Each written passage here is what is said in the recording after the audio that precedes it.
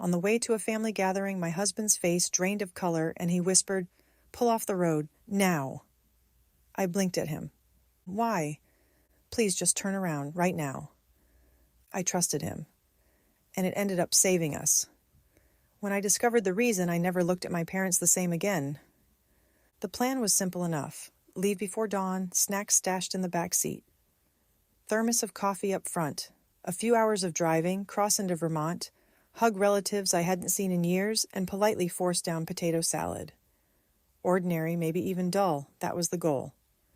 I drove, as I usually do, mostly because I can't stand how my husband slams the brakes at the last second, and partly because motion sickness is one of my many gifts. In the back, the kids were half asleep, half watching cartoons, half arguing about invisible borders carved into the cushions. 3 of them, ages 5, 7, and 10. Tiny chaos and matching travel pillows. It was fine.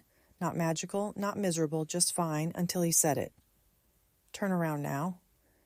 At first I didn't process it. Maybe I laughed, maybe I smirked. One of those nervous little reflexes when you think someone's joking, but not enough to actually be funny. "Why?" I asked. He didn't answer immediately. He just stared ahead, then repeated, "Please, just turn around." That's when I realized this wasn't a game. My husband doesn't do panic. His natural state is calm, and maybe a little tired. I'd seen him get through a grease fire in our kitchen with less tension than this, so I took the next exit, last one before the border.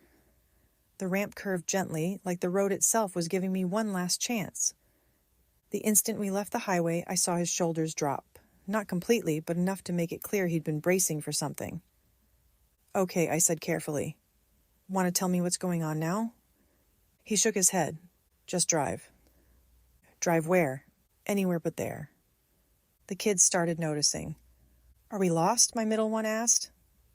"We forgot something," I said automatically. "What?" "I'll explain later." The youngest piped up. "Was it the snacks?" I didn't answer, neither did he. We drove in silence, 20 minutes, maybe more, just empty roads, trees, and this heavy guilt pressing at the back of my neck. Then he said, "Take the next turnoff." It led to nowhere, a narrow access road, no signs, no purpose. The kind of place you only find when you're lost or about to be. I pulled over. He unbuckled his seatbelt. "Stay here," he told me. He walked to the back of the car. I couldn't see a thing from where I sat, so I waited, palms damp against the wheel, heart thudding too fast, like it already knew something I didn't. A minute later, the trunk shut. He came back to my window. "Can you step out?" "Why?" "I need you to see it." His voice wasn't panicked anymore, just worn out, but steady. I got out. He led me to the back, lifted the trunk, and pointed. He didn't explain. I looked inside, then forgot how to breathe. I wasn't scared, not yet. Fear was still on its way. What I felt was heavier, slower, like falling through the floor of my own life.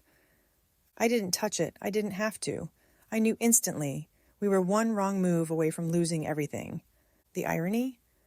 I had always thought I was the responsible one, not just in the boring pays her taxes, wears sunscreen sense, though yes, those too. I meant responsible in the way I believed I could be the stable one, the one who didn't explode, didn't vanish, didn't lie for fun, the one who tried, the one who offered help when she could and boundaries when she couldn't. But looking back, really looking, I see now. Being the responsible one in my family was like being the designated driver at a demolition derby. They never wanted help. They wanted cover, and I gave it, year after year. It started when I was a kid. My parents were the type who thought living well was a matter of image, not income. If you looked successful, if you seemed generous, if your Christmas lights were perfectly straight, if your fridge had 6 kinds of mustard, then you were fine. Didn't matter if the cards were maxed or the heat got shut off that one January. The script was always the same. We're doing okay. Stick to it or get cut out. We had lean years. I remember cereal for dinner and one of them working late most nights, which I later realized was code for we can't afford things, but you don't get to know that. And then there were flush years, new SUV, bigger TV, patio set no one touched. The money rose and fell like the weather. The one constant was the spending. Once I asked my dad why we didn't save when things were good. He grinned and said, "You don't need savings if you know how to hustle." I was 8. My sister inherited that same shine. The charm, the hustle, that magnetic pull that let her light up a room while quietly draining the air from everyone else. She was their favorite, and they never pretended otherwise. She was like them. I wasn't. I was the boring one, too stiff, too serious. They said it outright, sometimes even at the dinner table. My mom once told me, in front of everyone, that my problem was confusing discipline with personality. And the worst part? I believed her. When you grow up like that, you start thinking the only way to be loved is to stay useful, stay reasonable, stay clean. So that's what I did. I became the responsible one. They called me for everything: insurance claims, FAFSA forms, loan co-signing. When my sister lost another job, I was the one asked to bridge the gap. And I always gave, never too much, just enough to keep things from breaking, just enough to avoid being labeled selfish, even when it stung, even when every no turned into proof of my cruelty. I still gave because they were my parents and because it was easier than the alternative. But things shifted about 4 months before that trip. My sister's son, my nephew, was struggling at school. Bullied, they said. Withdrawn, anxious, not fitting in. They'd had him evaluated, and some counselor suggested a smaller environment. They found a private academy, exclusive, expensive, supposedly life-changing. They couldn't afford it, of course, but he'd been conditionally accepted if a deposit was placed. They just needed help, just a little, just enough to secure his spot. They promised they'd pay me back. The second those words left their mouths, my stomach dropped. It wasn't that I didn't care. I did. I actually liked the kid. I wanted him to have better. But I knew this pattern. I knew where it began and where it ended. I told them no. I said it gently, like you'd say it to someone holding glass. I can't pay for private school. I have 3 kids of my own. We don't do private school. I'm sorry. They didn't shout. They just went silent. Cold. My mother finally said, "Of course, I forgot. You always have rules." We didn't talk much after that, until the reunion came up. Suddenly, everything was cheerful again. They were excited, couldn't wait to see us, claimed they'd figured things out. The school, the trip, the reunion, all of it sorted. I didn't ask how. I told myself it wasn't my business. Then they asked if we could take an extra bag in our SUV, said theirs was too full. I agreed without thinking. The morning we left, as we loaded up, my dad handed me a red duffel. "Won't fit in ours," he said. "Just this one." I tossed it in without thought, mixed it with the kids' backpacks, snacks, and juice boxes. I didn't unzip it, didn't wonder why they suddenly seemed so calm, so relieved. They smiled and waved as we pulled out of their driveway, like they didn't have a care in the world. For a split second, I thought, they look happy. That's new. But I didn't dwell on it. Just another bag, just another trip, just another family mess I wasn't ready to analyze. Maybe I should have asked more questions. Maybe I was naive. Because when my husband opened that bag, everything stopped. Inside, shoved between sweatshirts and stuffed into a child's toiletry kit, sealed in plastic, were packets. Not 1, not 2. Enough that no border guard would mistake it for vitamins or medicine. I stared, my brain refusing to connect, then connecting all at once. Not supplements, not harmless, nothing but trouble, lawyers, and headlines. I couldn't speak, every muscle in my chest locked, drowning in slow motion. My husband didn't say, "See? Look what they did." He didn't need to. He zipped the bag, closed the trunk, and let the silence finish the sentence. I stepped back. The gravel under my shoes cracked like it belonged to some other place, not my life. "They put that in our car," I whispered. He nodded. "With the kids inside," I added. Another nod. I looked up at the sky. It was still blue, still perfect. It felt wrong, like the world hadn't gotten the memo. "How did you know?" I asked. He didn't answer right away, just stared at the trunk as though it was still open. "When they gave us the bag," he said finally, something in their faces, the way they smiled, like it was already done, like they knew it would work. I couldn't stop thinking about it. The whole drive, that image chewed at me. Then, just before the border, it clicked. He'd seen what I hadn't allowed myself to see. I returned to the driver's seat slowly, sat with my hands trembling, heat pouring in through the windshield. Then I turned the key and drove. This time, the kids didn't ask. They were glued to a cartoon, forgotten all about Vermont, about Aunt Colleen and the cousins, about the little toy bags I'd secretly packed for the reunion. We drifted down highways and side roads, aimless. My phone started buzzing. First my mom, then my dad, again and again. I didn't answer, neither did he. We already knew the script. Where are you? What happened? Are you safe? Where's the bag? We ignored them. The screen lit up over and over like a tiny alarm clock. Eventually, we veered toward their house, almost unconsciously, like the car had decided for us. We didn't discuss it. We just knew what had to happen. I pulled into their driveway. The porch light was still on, though it was mid-afternoon. He got out first, circled to the trunk. I followed. We didn't say a word. I reached under the mat, found the spare key, still taped to that ridiculous fake rock my dad had ordered from some catalog that also sold deer whistles and garden gnomes. He opened the door. We stepped inside. The air smelled faintly of old coffee and carpet cleaner. We set the red duffel just inside the hallway, didn't open it, didn't adjust it, just left it there like a silent bomb.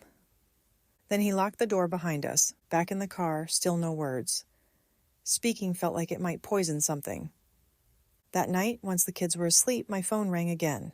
I answered this time. It was my mother. Her voice was bright, fake, like she was calling about muffins. "Oh, sweetheart, we were so worried. You just vanished. Is everything okay?" Silence. "Where's the bag?" she asked finally. I let the question hang. Then I said, "We dropped it off at your place." A pause. "If it was that important," I added, "maybe you should have carried it yourself." Her tone didn't shift, but I heard it. The catch, the flicker of recognition. She knew what I knew. I didn't give her time. "We're not doing this. Don't call again." And I hung up. No dramatic speech, just a line drawn, a door shut. It should have ended there, but it didn't. 3 days later, the doorbell rang. No text, no warning, just them, standing on my porch like they were dropping off muffins instead of betrayal. I knew before I even opened it. There's a pressure that seeps through a door when people arrive convinced they've done nothing wrong. I stepped out, shut the door firmly behind me. My parents stood there like they hadn't just tried to wreck my life with a smile and a duffel. My mother gave me a thin, practiced grin.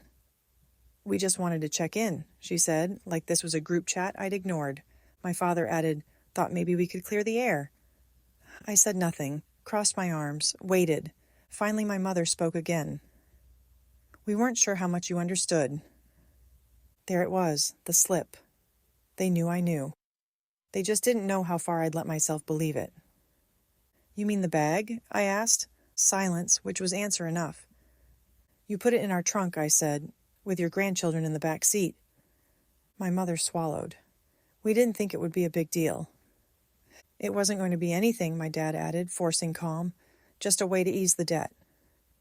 "We were desperate," my mom said. "You wouldn't help." There it was again, the excuse, the fallback defense. You wouldn't help. As though betrayal was just the natural consequence of me having boundaries. I didn't yell. I didn't cry. "You didn't just betray me," I said quietly. "You risked our lives." Neither spoke.